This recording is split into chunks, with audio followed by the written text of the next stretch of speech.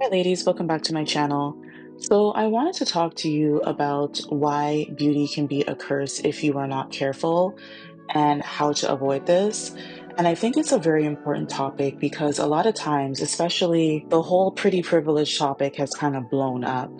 And, while it's good to pursue pretty privilege and cultivate it if you have it, especially, it's also important to understand and acknowledge the dark side of that, the underside of that, and how it could potentially be a stumbling block for you if you are in the wrong environment and the wrong setting. A lot of times you'll hear people say that pretty privilege can attract jealousy, it can attract envy, people will despise you because of you being beautiful. And I've said that myself.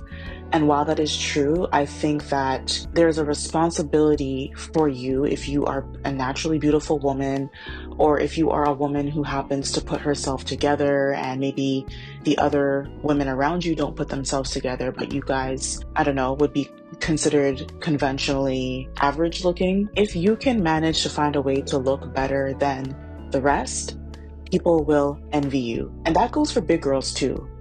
And I'm not saying that to be shady, because there are a lot of bigger girls who, even though society says, and I've said it on my channel as well, that it's generally more socially acceptable to be in shape, there are a lot of bigger girls who put themselves together very, very well. They know how to do their hair well. They know how to beat their face and do their makeup well. They know how to dress really, really well. Like, they put themselves together well. And a lot of these girls, they do it because they know that they are big and they know that it is socially unacceptable to be big. And so they find other ways to make up for that by putting themselves together, showing up nicely, showing up, presenting themselves well. And a lot of these women, it has opened doors for them, whether it's getting brand deals as a content creator, whether it's getting modeling gigs, or what have you.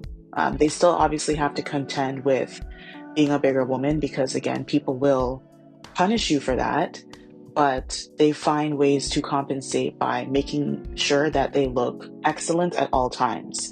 And even these women are on the receiving end of jealousy as well, because there will be other big women who have given up on themselves. They've let themselves go, as you call it, and they want you to let yourself go as well. But because you decide to push against the expectation of what a bigger woman should look like, you are punished for that. And the same thing goes for the conventionally attractive woman. If you dare to be born beautiful, you're in shape, people believe that you are effortlessly beautiful, like you don't have to put much effort into your appearance, and we all know that's a lie. Being able to maintain your weight takes a lot of effort in and of itself.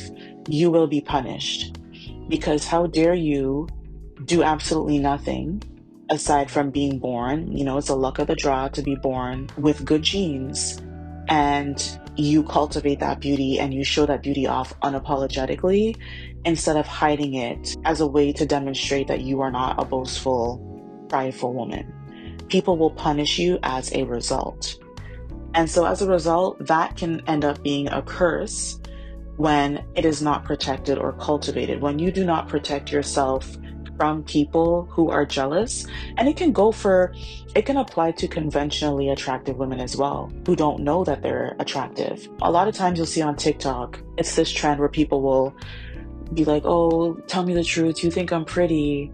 Or can you give me some recommendations on how I can improve my looks? Just honestly fishing for compliments. And people at the beginning, they'd be like, oh girl, like, what are you talking about? You look amazing. And now people are like, no, we're not going to feed into this low self-esteem trap for you to fish for compliments. The number one way to be beautiful is to be confident. But that, honestly, I genuinely believe that a lot of women are like that. Maybe you don't outwardly express to the entire world that you're insecure, but a lot of beautiful women do not know that they're beautiful because they were never led to believe. They were not allowed to know that they were beautiful. Whether they were raised by insecure women, an insecure mother, jealous family members, maybe they didn't have a female figure in their life. Maybe they were raised by their father and their father kind of just did the best that he could do to provide their basic needs. Or maybe they didn't have a father to affirm their beauty. Maybe their mother did the best that she could, but maybe their dad was either absent or just didn't acknowledge them, emotionally unavailable. It can show up like that as well. And so the sign that a woman is not aware of her beauty, or she's not protecting it, or hasn't cultivated it, is when the very obvious reason, she has low self-esteem.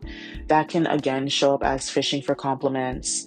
That can show up as allowing people to mistreat you and bully you and kind of not standing up for yourself because you are kind of afraid of being labeled as, this difficult woman. You've been taught that it's better to be deferential and agreeable, and eventually people will want to treat you better. But after a couple of occasions, a couple of encounters with that, you should very quickly realize that that is not true, and that people will take every opportunity to make you feel like shit because you are beautiful and they do not feel the same way about themselves. It also shows up as engaging in unhealthy relationships, particularly where notable men will either exploit you, mistreat you, what have you. A prime example of this is Mariah the Scientist with Young Thug. Another example are all the beautiful women from Cassie to Kim Porter to J-Lo who managed to end up with a man like Diddy, even though even back then in the 90s and early 2000s, it was well known that Diddy was a monster and treated women like garbage. Another example of a woman not protecting or cultivating and thereby not being aware of her beauty is when she engages in SEX work. And this is not to shame the sex work girlies, but a lot of times when you hear about her background, you hear about her story, a lot of times there's the same common denominator. She was either raised in a precarious family situation where there was either abuse, there was either a lot of poverty, her father was absent, her mother hated her. And so as a result, number one, she's trying to find a way to provide for herself. And the fastest way to do that for women is to do sex work.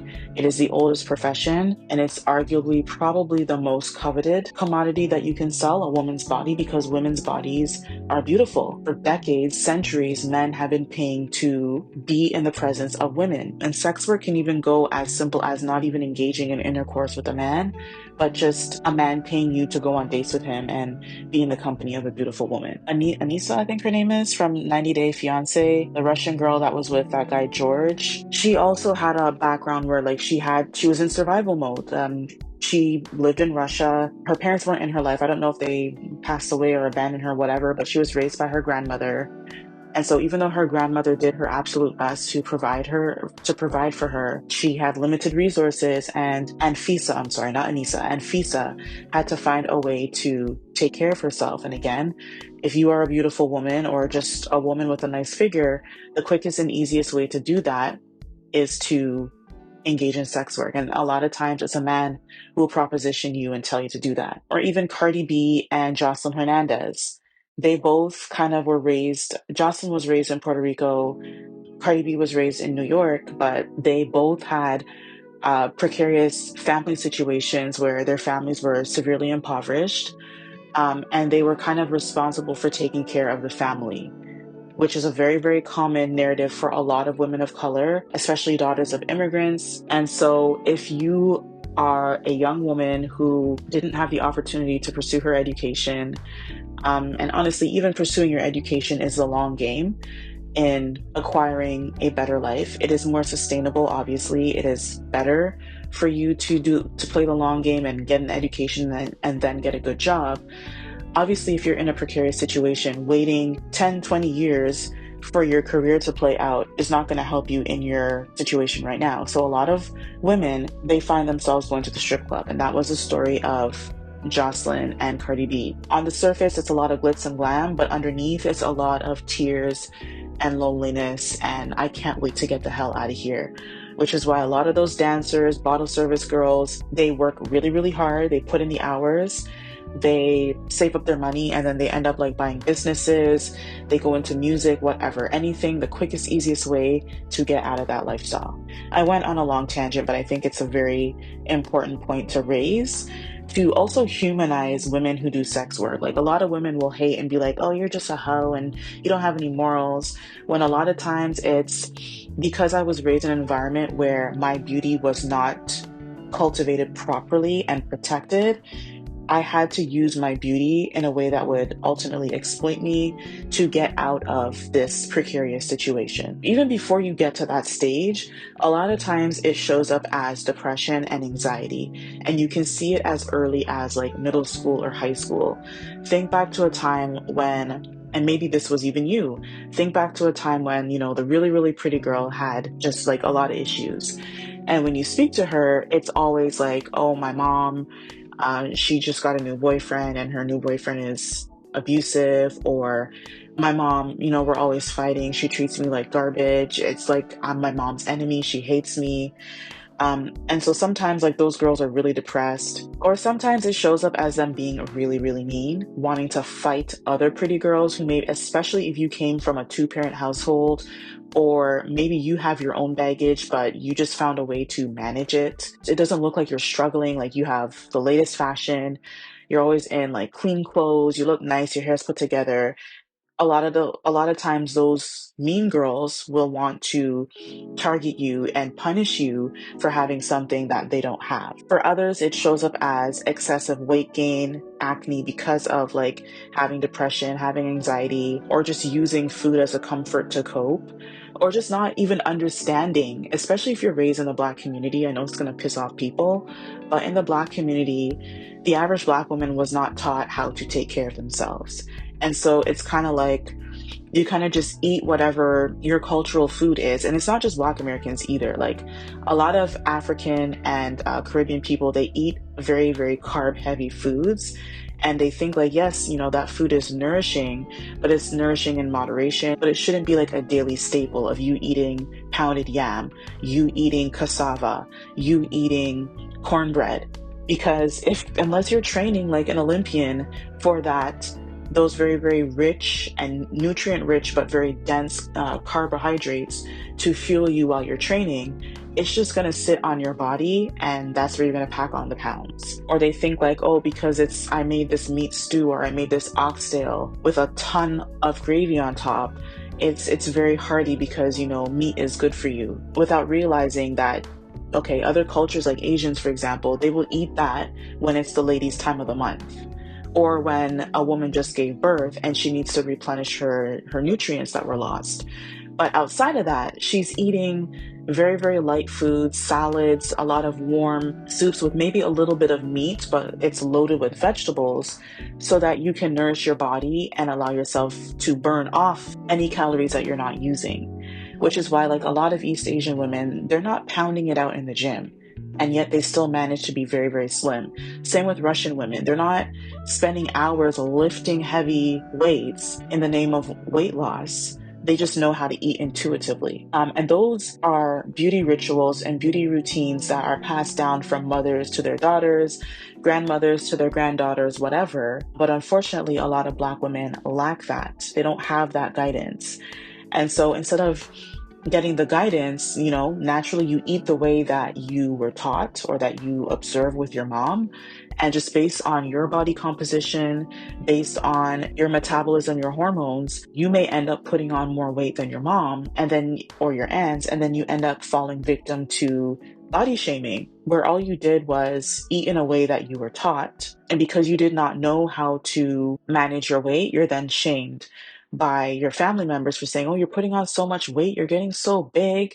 And it's like, yeah, because she followed the way that you taught her to eat. If she didn't eat as a young girl, you would say things like, you're going to sit at that table until you finish that plate of food. Or you need to put on some more weight so that you won't waste away. You look like skin and bones. It looks disgusting. Like you're not going to get a boyfriend looking like that.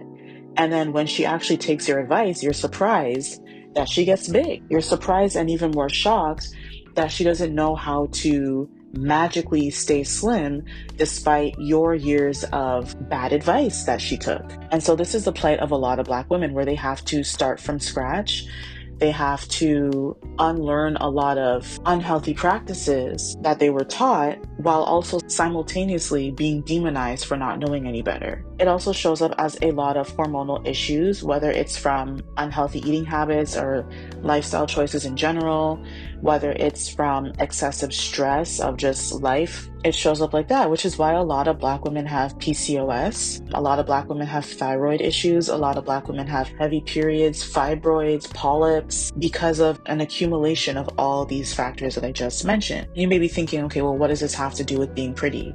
Well, again, if you engage in behaviors or habits that are harmful, whether you intend to or not only will it impact you internally with your health, but it will also show up externally. PCOS, if you see what the average woman with PCOS looks like, it usually consists of having a lot of acne. It usually consists of having a lot of facial hair. Sometimes it consists of hair loss and excessive weight gain. And, on the surface, you may think like, oh, that woman's not taking care of herself. She doesn't look good. When underneath the surface, she's just dealing with a lot of health issues that need to be addressed, but she was told that things like PCOS, for example, are incurable. She's kind of left to feel like, well, she's doomed.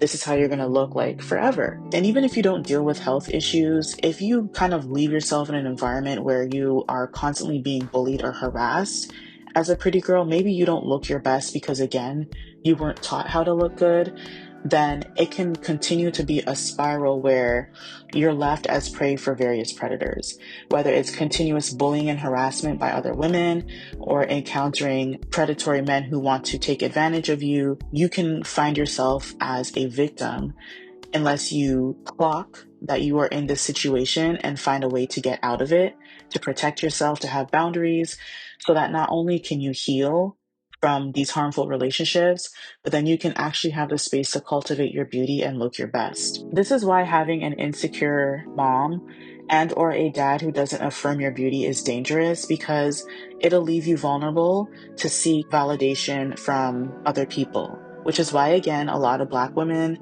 or just women in general find themselves in harmful situations where they're either dealing with men who do not care about them, and yet still they can't find a way to break free from that, or they find themselves kind of trying to find acceptance from other Black women because we were kind of socialized to believe that we should only stick with Black women. And then you often find yourself on the receiving end of, getting backhanded compliments from your fellow Black woman, your friend trying to sleep with your man, constantly wanting to fight you for little things, just this constant hostility, just because you have a quirk that you haven't identified yet and you haven't cultivated, that they envy you for, and that they keep harassing and attacking you because they want to keep you at the bottom, so that you will not ever discover the gift and the talents and whatever that you have inside of you. And this is why I say that you should never only rely on beauty, because while it's the secret sauce that will open doors that average or conventionally unattractive women will never enter, beauty is subjective and it's common and it can easily be attacked. If you're able to stack many attributes, you'll set yourself up for success, and you'll be shielded from abuse and neglect because you'll know what it looks like and you'll know how to deal with it. And you'll know how to even get away from it before it even comes to you. And this is how you succeed in life. So number one, life rewards women who know their worth. And it also rewards women who know how to wield their beauty. So yes, number one, yes, look good. I've said that a million times, but don't just stop there. And if you are a beautiful woman and you don't realize it yet, or you think that that you're going to be somehow rewarded for playing down on your beauty and being humble, quote unquote, this fake humility, then you're in a much worse position than a woman who does not have beauty, but finds a way to make herself magnetic. If you're not careful, if you allow yourself to be convinced that, there's some sort of reward for having this false humility, diminishing yourself in order to level the playing field or make other people feel better about themselves around you, then you will be punished. You will be punished. You will either, maybe on a smaller end, less severe, just lose out on the opportunities that you can get from your pretty privilege and not knowing how to use that pretty privilege to your advantage, but people will punish you for not knowing your worth. And a good example of this, there's countless examples, but for example, Marilyn Monroe. We all know the tragedy of Marilyn Monroe. I don't need to get into it. but she dared to be unstrategically beautiful in her time, meaning that she allowed way too many people to have access to her. And as a result of just the pressure of people kind of siphoning her energy, draining her energy, kind of telling her which way she should go in life, it ended up in her having substance abuse issues, which, led to her untimely demise. And people did this on purpose, number one, because both men and women hated her for being strikingly beautiful. Like she was ahead of her time. Her beauty kind of would fit into modern day beauty today because she was so beautiful. She got acting opportunities, she had access to politicians, whatever, and people despised her, especially like it was like throughout the 50s and the early 60s. Women back then were much more covered up. They were definitely oppressed. Like a woman was not allowed to have a job so much back then. It wasn't uncommon, but like it was still frowned upon. You were expected to be in the house and support your husband. You needed your husband's permission in a lot of cases to even have a bank account. And to see this beauty, not only was she beautiful, but she had her own career and she didn't need a man to make money. Women despised her for that and wanted to see her fail so that they wouldn't feel as bad about themselves. And there were men who thought, like, no, like, how dare you not need a man? How dare you not need me, essentially, to get ahead? Like, how dare you not get burdened down with being married to a shitty man and having children? Because back then, marriage was not like it's not like it is today where like you have a better chance of marrying a man who actually loves and respects you. Back then, a lot of times the man was abusive. The man could step out and have affairs and whatever, and you had to sit there and deal with it. And Marilyn Monroe said, like, no, I want to have a life where I get to choose life on my own terms, even though, yes, she did have relationships with men. As a result, because she allowed people, she wasn't haughty enough. And when I say haughty, it's what people would say as like she wasn't arrogant enough by having boundaries. When you are a beautiful woman, if you have boundaries, you are considered arrogant. And because I guess maybe Marilyn must have been like afraid of people depicting her that way, she just allowed people who did not mean her well, a lot of commoners, to have access to her. Instead of her kind of seeing her worth and realizing, look, I'm an international superstar. There are people out here who are going to want to destroy me. I got to protect myself. She kind of just allowed people to have their way with her. And as a result, it led to her untimely death. Anyway, those are my thoughts on the topic. Let me know what you think down below in the comments, and I will see you in the next video.